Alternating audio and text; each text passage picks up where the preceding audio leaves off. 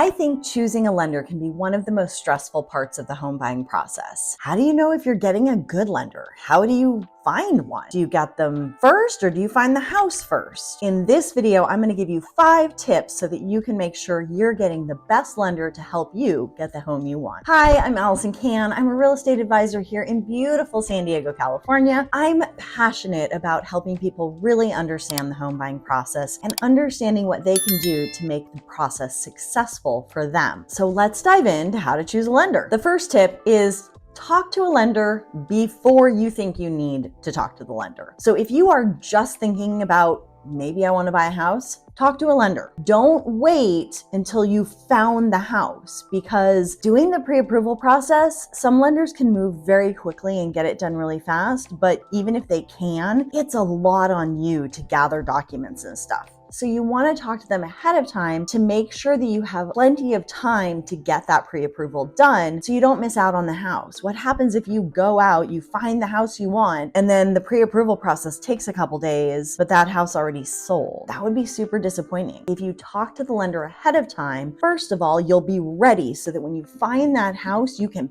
pounce on it and not waste any time and not potentially miss out on it just because the timing's off. But 2, and probably even more important, is that you know what kind of house you should be looking at. Can you afford a single family home? Can you only afford a condo? If you can afford a condo, what kind of HOA payment are you looking at? What's your budget just in general? Like, very important things to know. And so many people put the cart before the horse and go and find a house before they've talked to a lender. You don't know what's going to show up in your credit or what your specific situation is going to line up for. Those calculators online, they're helpful to give you a ballpark, but your specific situation is really going to determine what you can afford and what you're going to get approved for. So it's important to know that upfront. And if you find out that you can't afford to get what you want right now, that lender can help you figure out the steps you need to take to get ready for the future. Tip 2 is to talk to multiple lenders. So talking to the first one is probably the biggest and scariest step. The second lender and the third lender that you talk to, and however many you want, each one's going to be a little easier because you've already compiled all of the documents that you need.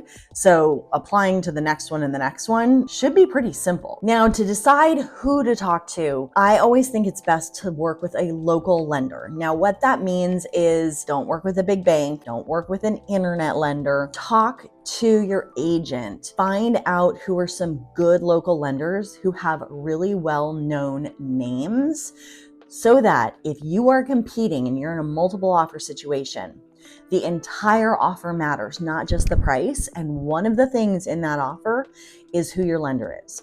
You want to make sure that your lender has a reputation for getting things closed and not causing problems. And unfortunately, banks, they don't have the best reputations because they do a lot of different things. Lending on new home purchases is not their sole focus. So it's not the thing they're best at. Mortgage lenders, local lenders, their sole focus in life is making loans for people buying houses.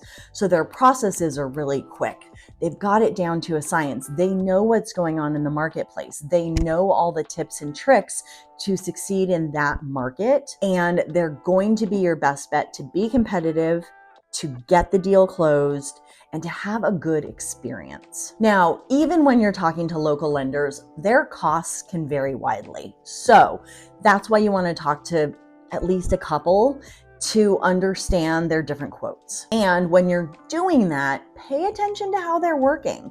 Can they get you things quickly? Are they responsive? Do they answer their phone? Do they reply to text? All of that. Look at who you enjoy working with the most, and then get a quote from all of them. And that leads to tip number 3, which is make sure to get that full quote from everybody you talk to. That way you can compare apples to apples. If you just look at interest rates, you can't really compare. First of all, if you don't talk to the lenders on the same day, the interest rate may have changed from one day to the next, so you're no longer comparing apples and apples. So you want to talk to them all on the same day. You want to get a full quote because, say, one lender gives you a rate that's like a full point lower than another lender. That looks awesome. What if they're charging you a ton of money at closing to get that lower interest rate. It might make more sense to hold on to your cash and have a slightly higher payment every month, but to hold on to a big chunk of cash right now. That's why you really need to be able to compare the full quote and see what fees are they charging, what are the costs associated with this loan, so that you can compare the cost of the loan rather than just the interest rate. The interest rate actually matters very little, the full cost of the loan that you want to look at. Tip number 4 is to just understand how quickly they can move. And you're going to see a lot of this in their pre-approval process. A good lender can get you pre-approved in the same day. Maybe it takes them 24 hours if you're not in a super rush, but I have lenders who can get you pre-approved within hours, assuming you can get them the information they need and you move quickly also. But this is really important because if you're in a multiple offer situation and one person's offering cash and one person's getting a loan, cash can move very quickly. And that's one of the things a seller likes, is they want their house to close really fast most of the time, because then there's less chance for things to go wrong. They get the house off their hands, they get their money faster, they get to move on with their lives. If your lender can't move as fast as a cash offer, the cash offer may win just because it can move faster.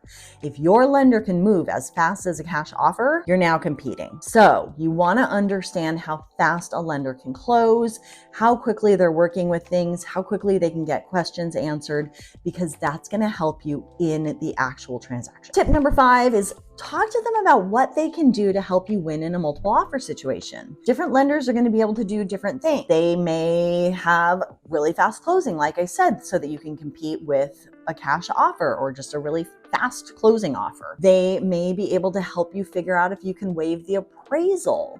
They may have, I don't know, other things that they may offer that are going to help you win in a multiple offer situation. Another example, my lender, they've been in the business for a long time. They know the vast majority of the listing agents here in San Diego. They'll just pick up the phone and call that listing agent and be like, hey, you know me, you know you want to work with us because you know we're good.